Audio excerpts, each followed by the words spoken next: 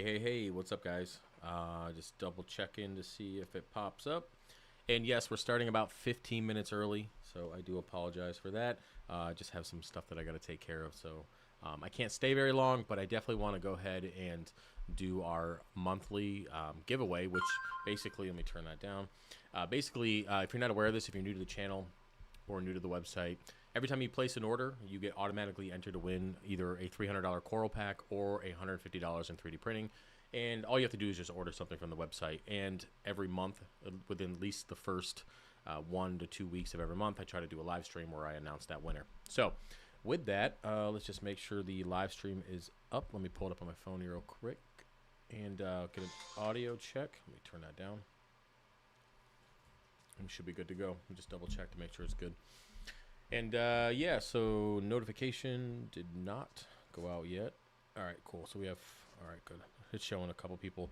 All right, cool. All right, so it is up. Good to go. Anyways, so yeah, we can do a little bit of a Q&A if you guys want any update on kind of what happened with the video I put up the other day. Or was it yesterday? I think it was yesterday, or at least the day before, about going to the hospital. If you guys want any updates on that. Hey, what's up, Gabe? How you doing, man? And again, in like maybe 5 to 10 minutes, we'll do the giveaway, and then I'm probably going to head out. So with that. But yeah, if there's any background noise, I did put the printer on pause, but it's still a little loud, and I'm not really sure how this new mic picks up everything. But anyways, hey Gabe, are you still in the hobby? I haven't seen anything.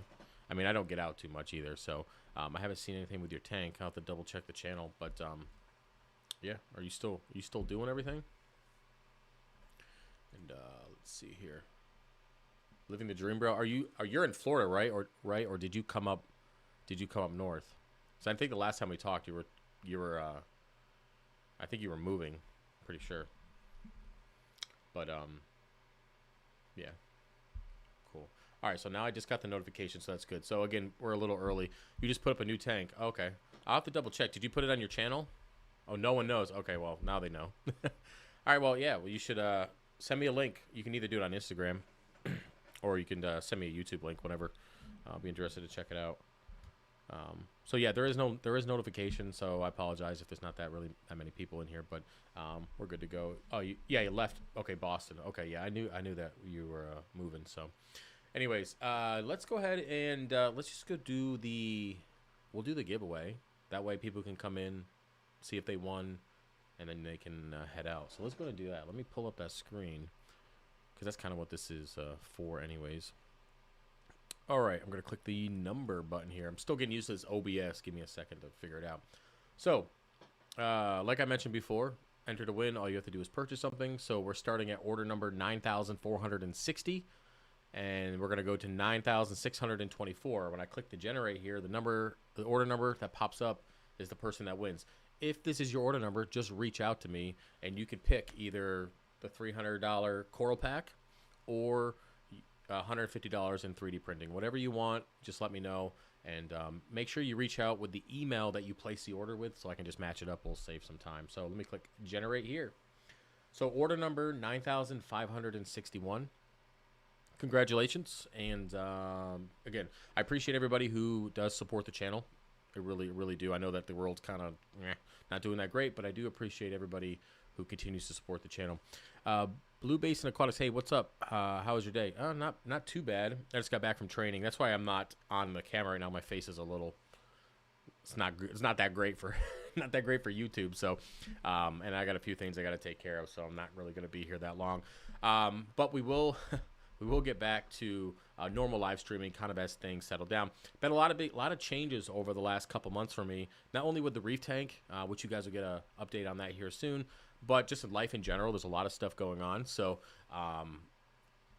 you know, it's always difficult to kind of find that routine, you know, and I am looking at others, you know, like I always like a side hustle. Like the Reef tank was a side hustle at one point, then it became my main hustle, and then 3D printers was my side hustle. Now that's my main hustle. So there's a few different avenues that I'm going down, to just, you know, more in the saltwater hobby, but also just kind of increase my spread through the hobby, and also my ability to pay my bills. So with that, I might be taking on too much. It's difficult because, as I mentioned before, when I get caught up with work, like when I'm so busy working, I end up not making as many videos for YouTube, which then negatively impacts my work, and then it just is a spiral. So it's something. It's really been a balancing act for the last 4 years. It's just been something that I'm working on.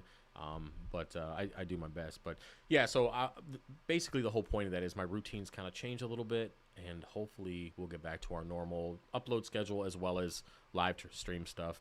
And wish me the best of luck on that. Side note, the infection is completely gone. The amount of antibiotics they gave me at the hospital was insane. Only problem is now my stomach is not happy from the medication that I had to pick up the other day. So other than that, the infection has gone, and I am looking into finding gloves that go up to the elbow. If higher, even better. So I'm looking into that. I'm also looking into magnets. I'm doing some testing within Saltwater magnets because a lot of you guys are requesting 3D printed items to have magnets. So it's there's two approaches to this. There's some companies out there that just slap on a regular old magnet and then sell it to you guys and don't care if it rusts and destroys your tank. That is not me. So I have magnets sitting in salt water for months on end. I'm beating them up, putting them in there. I'm doing my best to double check for rust or anything, and I'm testing a whole bunch of different types because I really want to bring magnets to my 3D printing, but I'm in the business of making sure you guys are not getting screwed over just because somebody's looking to make a quick profit. So working on that, and hopefully we'll get some of those taken care of in the next month or so. Outside of that, let's see if there's any questions real quick, and then I'm probably going to peace out. Just found your channel yesterday, watched you making your own fish food. Yeah, Richie. I think I have a couple different videos of my fish food, but really it just kind of depends on what you're feeding in your tank. So it's pretty simple, and the grinder on Amazon's like $30, $40, something like that. And it's a pretty good investment, especially if you're looking on how much you spend on fish food at, like, say, Petco compared to making your own. It's a pretty big difference. So welcome to the channel. I appreciate you being here.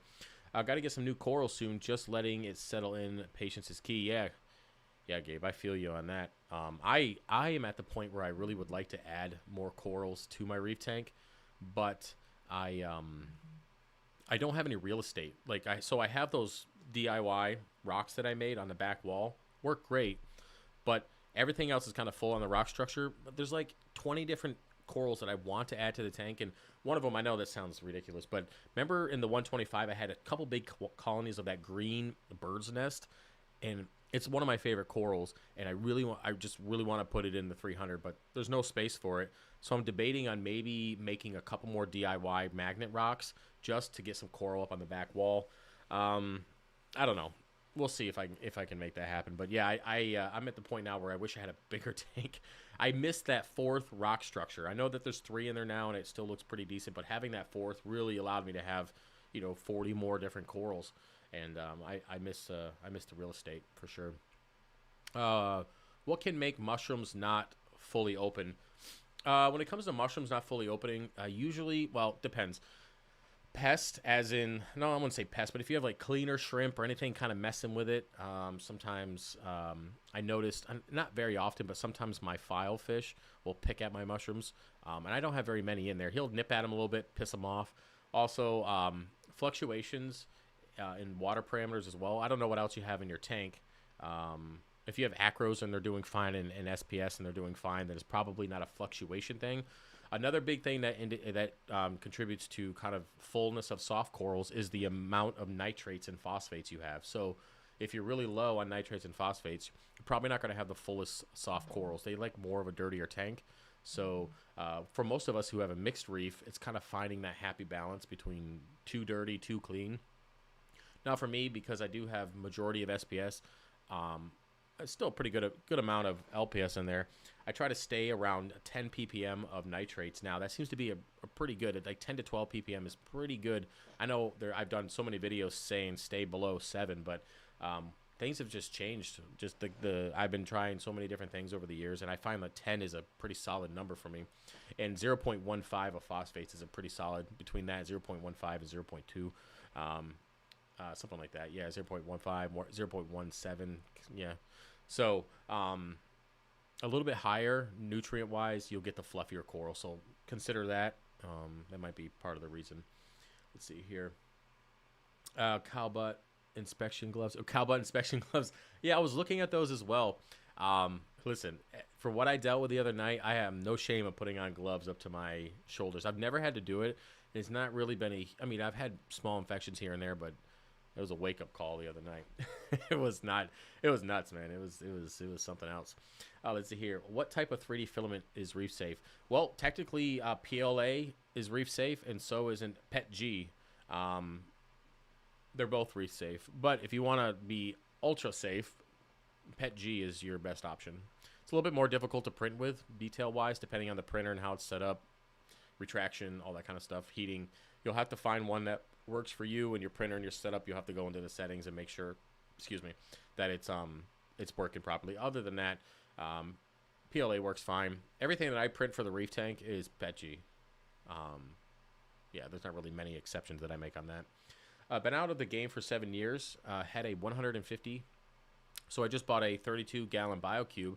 I know it won't be long. Won't be in it long. Already thinking a bigger. Yeah, you should. You should have just went bigger, man. I mean, you had what you said, a 150, and then you went to a 32.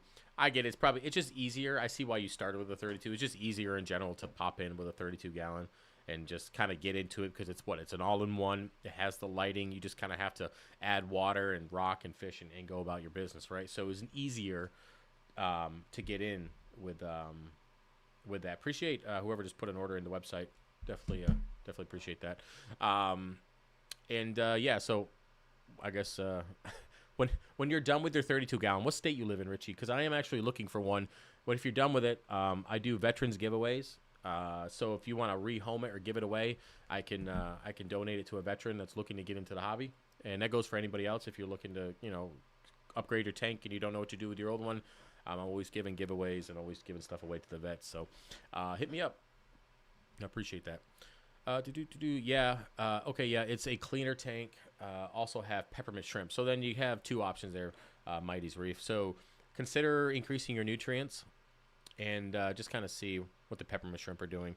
Usually peppermint shrimp stick with zoanthids and those types of corals like zoanthids and acans and things like that. I've never really seen them mess with the mushrooms, but I mean maybe a hairy mushroom that has kind of like the little tentacles on there. But yeah, yeah, you should be good. Just get the nutrients up. And mushrooms are, I mean, you're not going to kill the mushroom. It's just going to be pissed off, right? So I think this might be just a story that was passed down to me, but a guy told me one time that they had a bag of mushrooms that was like, it came in a shipping container, just a bag of mushrooms, and they put it in a blender and blended it up and then dumped it into a tank, and all those spores spread all over the place, and it grew a ton of mushrooms. So is that true? I don't know, but I mean, have you ever ripped a mushroom off a rock structure and you just left a little piece there? It grew back, right? So it's possible, I guess. But the point is that your peppermint shrimp is probably not gonna kill off it, and just get your nutrients up. You should be fine. So, what's up, Gabe? You got all these emojis. Missing using these. Make more videos, bro. Yeah, listen. You and everybody has been telling me to make more videos. Listen, it's I don't know. It can be difficult because, like I said, if I spend too much time making a video, then I don't get orders out in time, and then I don't get things done that I need to get done to do that aspect of the business, and then people get mad at me. And like I said, this is a one-man show. It's going to be like that for a while too. Inflation.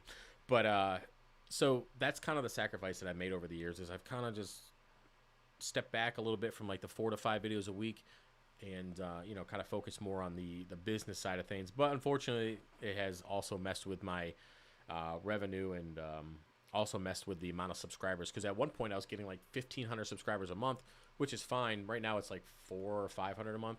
So if you're not making content, well, that's kind of the whole thing, right? So hire someone. Yeah. Well, maybe my kids help me, but they try anyways.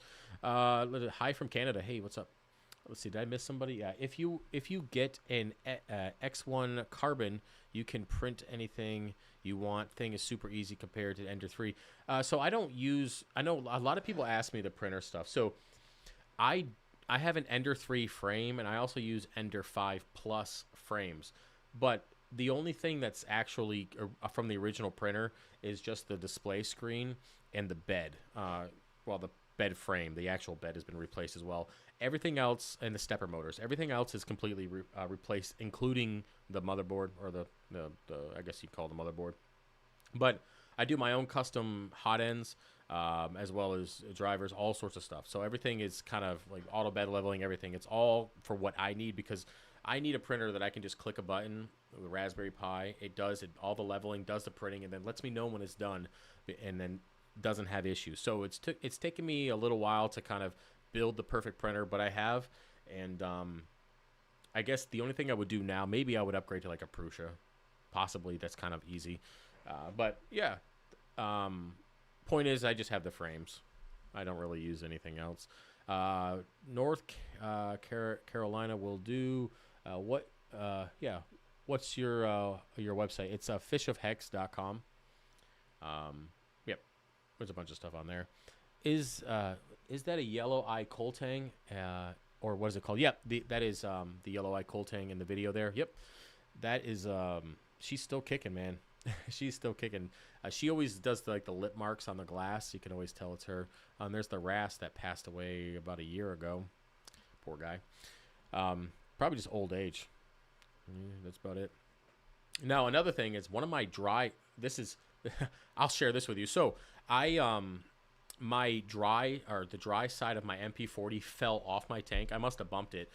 And then it fell into my sump, into my refugium, and I killed the dang thing. So now I have to go out and find a dry side for the Quiet Drive MP40, and then just replace it and connect it into the original controller. So I got to see if I can find one of those for a decent price. But yeah, I ended up killing off one of my MP40s.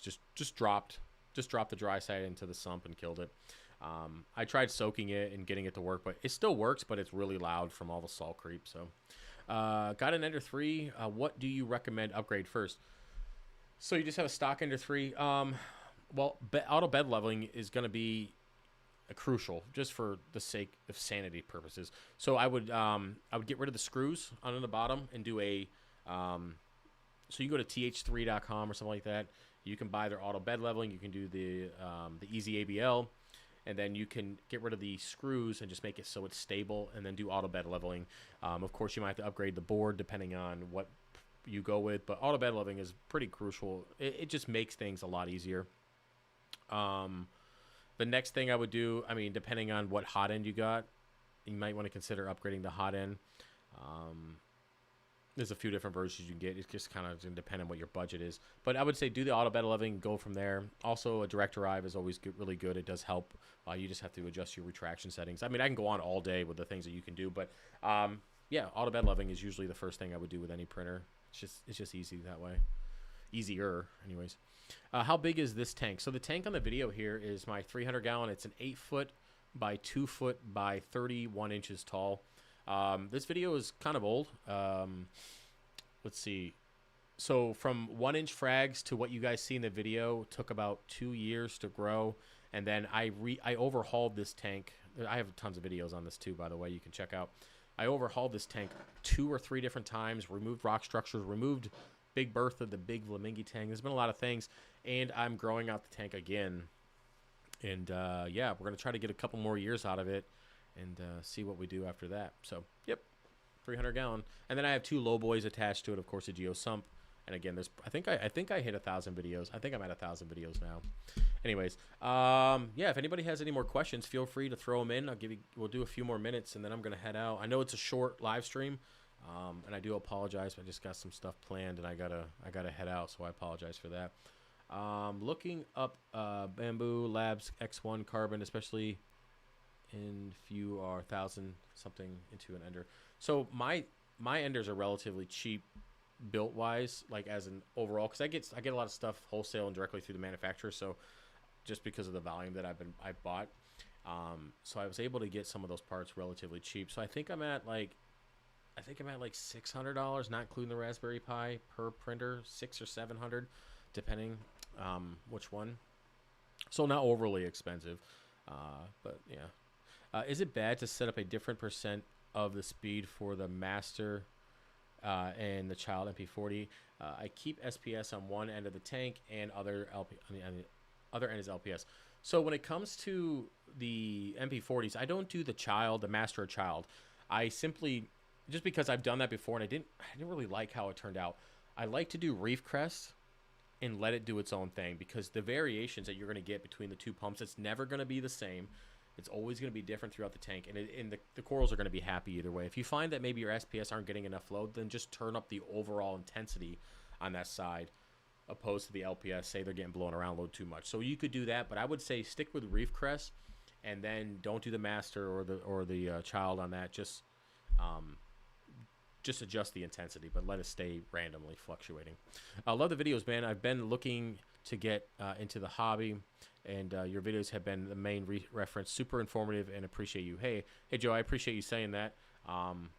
Yeah, I really do. I definitely appreciate you saying that. And I don't know why you're waiting. Just get into the hobby. Do what the other guy did. Do what Rich did. Just buy a 32-gallon BioCube. I think they're what? Rich, did you get the stand with that, or did you just get the tank? I think they're like a few $100, right? Yeah, just buy one of those. Get into it, man. And you can get it with LEDs now, and they'll grow SPS. I've seen a guy with, I mean, they might not grow all these higher end acros, but you'll definitely get away with just staghorns, like green slimers and stuff like that if you want to do SPS. Some lower light torts, stuff like that, and a BioCube. So I don't know why you're waiting, Joe. Just get in. Just get something and come join the freedom. But watch the previous video of me almost killing myself. You might want to watch that. So, so you're not sticking your hand in the tank where you're not, when you shouldn't be. What's the best way to raise nitrates? All right, well, I'm going to do a shameless plug here. You can buy my nitrate supplement. Man, I hate doing that. It's so weird, man. But you can buy my nitrate supplement at fishofhex.com, and it's pretty potent. That's what I use to keep them elevated in my reef tank. I have it on an auto doser. But if you don't want to do that, you can feed more.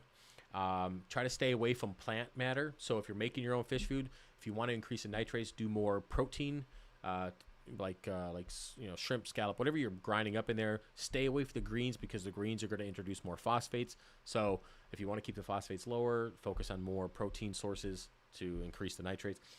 Just something I found when making my own fish food. So, but if you want to support your boy, you can head over to fishofhex.com, right on the main page, fishofhex.com. And then I'll ship it out. What's today? I don't know what day it is. It's Wednesday. I'll ship it out tomorrow. Okay? So, appreciate you. Anyways, see, I don't like plugging, man. That just feels weird. That's why I don't do it a lot of my videos. It just feels weird. Anyways, I'm listening. I'm slowly getting the wife on board. Yeah, I get it, man. That's cool. You could always buy a tank behind her back and hide it in the basement. She won't even know. Be like, hey, don't go down there. It's the man cave. It's super dirty, and it smells like fish and tacos. And you just hide your tank down there. Look at me. I'm like relationship advice 101, how to get a divorce. Anyways, yeah. So that's about it for the live stream. I think we're doing pretty good. I got to head out. Got some stuff going on. But I do appreciate each and every one of you. Again, if you want to know who won the monthly coral or 3D printed giveaway, just go to kind of like within the first few minutes of the video of the live stream. And appreciate you. All right. Hope you guys have a good night, and I'll see you in a couple days.